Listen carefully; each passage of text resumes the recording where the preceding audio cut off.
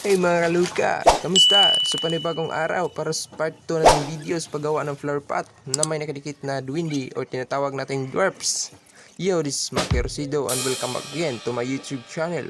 So kung bago ka pala sa aking channel, make sure na na-hit mo na yung subscribe button and the notification bell na kung sa ganun maging updated ka sa mga bago pa nating mga videos. So without further ado, simulan natin pagkatapos nitong intro.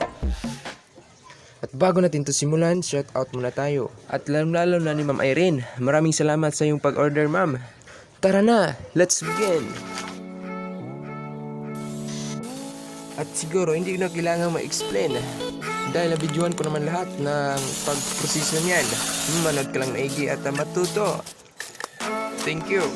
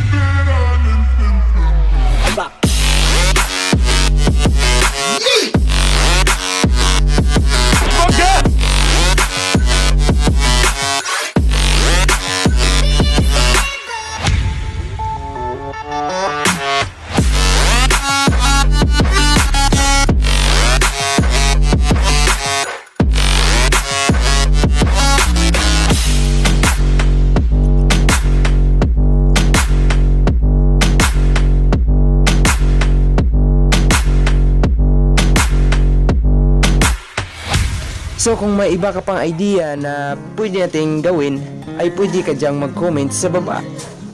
At maraming salamat po sa inyong panonood. See you on my next video.